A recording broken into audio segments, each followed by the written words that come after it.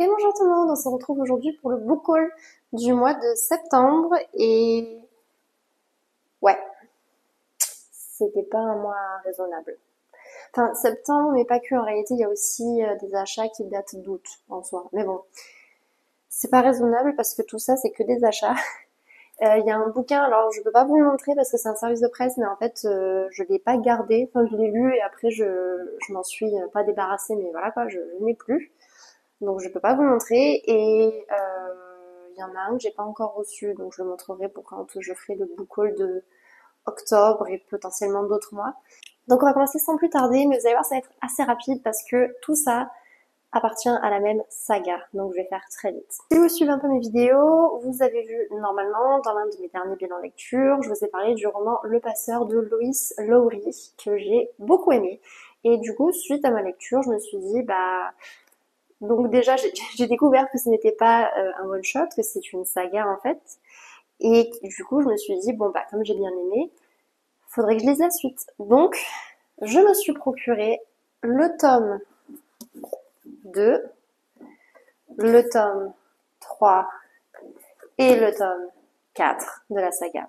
Je trouve ces éditions-là beaucoup plus jolies que celles que j'ai. Celle que j'ai, elle est toute pourrie. Elle est là. Enfin, en fait, c'est l'affiche du film, mais je suis pas trop fan. Et surtout, en fait, il est tout rigide, tout dur. Donc déjà, j'ai cassé la tranche, alors que ceux-là sont souples. Et il faut savoir que j'adore les romans souples, parce que c'est super pratique pour lire, et surtout, ça s'habille moins bien. Enfin bref, j'adore la tenue dans la main. C'est un détail.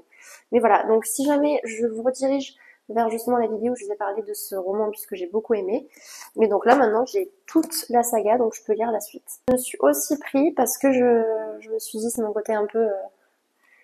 Enfin c'est ma déformation professionnelle en fait. Je me suis dit pourquoi pas un jour que ce soit avec des collégiens ou des lycéens à voir, de toute façon faut adapter, mais l'étudier avec des élèves, que ce soit le texte ou parce que j'ai découvert qu'il y avait cette version-là, la version roman graphique. Voilà, donc si je comprends bien, c'est le tome 1, mais adapté en roman graphique. Voilà, donc bah, je l'ai pris. Déjà parce que ça peut être intéressant. À la relecture, peut-être que je vais voir des choses que je n'avais pas forcément remarquées dans le tome 1 ou avoir d'autres interprétations à voir. En tout cas, je suis plutôt partante parce que j'aime bien en vrai les romans graphiques. Et en plus, le style m'intrigue un peu, le style de dessin. Donc, écoutez, à voir. Je pense que je vais pas relire là déjà maintenant l'histoire, mais à la limite, ce que je ferais quand je voudrais me lancer justement dans le tome 2 et les autres tomes, ce serait de relire le tome 1 mais en passant par le roman graphique, qui du coup sera plus rapide à relire, enfin du moins à lire, que de relire le tome 1. Je l'ai pris en VO, évidemment, comme d'ailleurs le tome 2, 3 et 4, je continue de lire en VO, donc en anglais. On continue, et alors là, ça c'est un achat... Je me suis fait influencer en fait. J'ai pris, suite à une vidéo des jardins oubliés qui publient principalement sur Instagram, j'ai pris le roman parce que la vidéo m'a trop donné envie de lire le roman, donc j'ai juste foncé, surtout qu'en plus c'est un roman franchement court. Je me suis pris Des souris et des hommes de John Steinbeck, mais là c'est l'édition bilingue, donc j'ai à gauche la version originale en anglais et à droite la traduction. Ce qui est pas mal parce qu'au moins ça me permettra de lire mais tranquillement, c'est-à-dire que si jamais il y a parfois des termes que je comprends pas, plutôt que d'aller chercher ou autre, j'ai juste à zioter à droite et en gros j'ai la traduction. Mais donc j'ai été énormément intriguée par le portrait qu'il a fait en fait du roman. Donc je l'ai pris, à voir quand est-ce que je pourrais lire, quand est-ce que j'aurai le temps. Mais en même temps je me dis c'est pas très long donc je pourrais le trouver franchement le temps. Du coup, je voulais le résumer très rapidement pour le topo, l'histoire.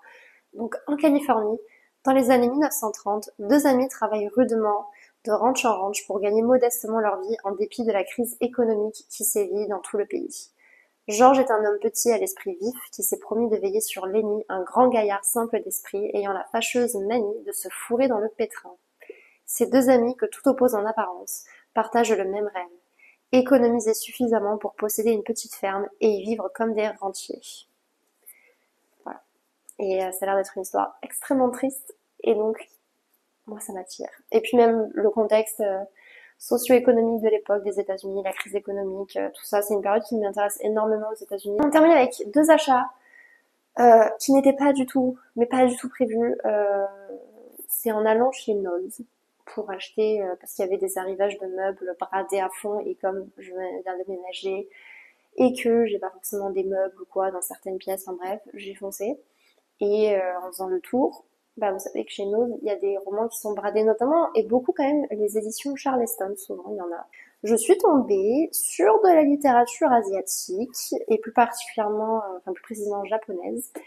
Et du coup, je me suis dit, ben pourquoi pas, parce que je n'ai jamais lu de roman japonais de toute ma vie.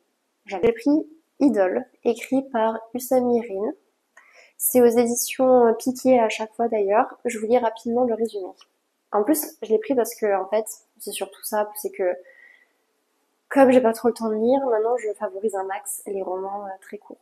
Et il fait 120 pages, écrit comme ça. Donc comment vous dire que ça, en 2 heures, c'est lu. Donc c'est pour ça que je l'ai pris. Donc Akari, lycéenne, est fan d'un idol de groupe pop. Le seul moment où elle se sent vivante, c'est quand elle est en lien avec lui. Son idole révèle toutes les émotions enfouies en elle qu'elle n'arrive pas à exprimer. Elle s'habille en bleu, la couleur fétiche de son idole, vit intensément chacun de ses concerts, collectionne ses CD et ses photos, écoute sa musique en boucle et lui dédie un blog où elle analyse chacun de ses faits et gestes. Le jour où son idole dérape et frappe une fan, le fragile équilibre de la vie d'Akari se brise. Idol est une plongée foudroyante dans l'univers du fandom, écrit avec lucidité et empathie par une autrice à peine plus âgée que son héroïne. Il montre combien cette obsession est soigneusement rentabilisée et entretenue par l'industrie du spectacle et décuplée par les réseaux sociaux. Enfin bref, très intéressant du coup, le sujet. C'est pour ça que je l'ai pris. Et j'ai pris ensuite, en fait c'est surtout le titre qui m'a interpellée, parce qu'en plus j'adore ça, Le roi des gyoza, écrit par Hiramatsu Yoko. Donc pareil, je vous lis le résumé. Asperge sauvage et Saki Atsugaro, l'hôte de mer de Casamora, nouille à la destinée, aux cascades d'Akame, port noir à Kagoshima, fête du balaou au port de pêche de Mimuro. Voici une promenade savoureuse du nord du sud du Japon, dans les pas d'une écrivaine gastronome avec la complicité de son ami le mangaka Taniguchi. Ou Gushi. Ah, c'est dur à dire, dis donc. Après les histoires délicieuses d'un sandwich à du ginza, nous voici invités à voyager de Hokkaido jusqu'à Okinawa en passant par les quartiers populaires de Tokyo pour un vagabondage culinaire à la découverte d'une spécialité locale, d'un restaurant ou d'un goût singulier comme celui du légendaire bento aux oursins à savourer sur un banc en gare de Fuji. Bref, c'est un peu particulier comme type de lecture, mais je pense que ça peut être une lecture surtout très détente. Voilà. Et ce qui est assez curieux, c'est que bon, on a le texte normal, et parfois, on a comme un manga. Donc je sais pas pourquoi il y a ce mélange, mais j'aime beaucoup.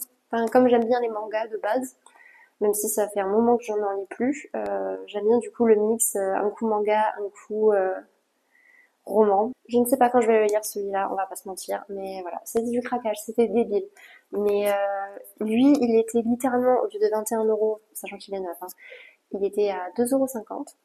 Donc achat compulsif, hein, on est d'accord. Et celui-là, au lieu de 15 €, il était à 2 €. Il ne faut pas que j'aille chez Noz. Du coup, je n'y suis plus retournée depuis parce que sinon, je sais que je vais acheter d'autres romans alors que j'en ai déjà plein à lire. Mais donc voilà, c'est la fin de cette vidéo et comme je vous avais dit, ça allait être très rapide parce que, bah, voilà, suite de saga ou autre, enfin bref, c'est très très rapide. C'était le craquage parce que bon, tout ça, c'est des bouquins qui se rajoutent à ma pile à lire, même si bon, ça, techniquement, c'est une saga, donc je le compte pas forcément comme un roman en plus à chaque fois, mais bon, ça reste quand même des achats. Le mois d'octobre est beaucoup plus raisonnable, vous verrez. N'hésitez pas comme toujours à liker la vidéo, à vous abonner si ce n'est pas encore fait, à la partager pour donner de la visibilité à la chaîne et surtout à réagir dans les commentaires, que ce soit pour commenter mes achats ou pour me dire si vous aussi vous avez été ou non comme moi raisonnable pour le mois de septembre. On se retrouve très bientôt pour une autre vidéo. En attendant, portez-vous bien. Ciao!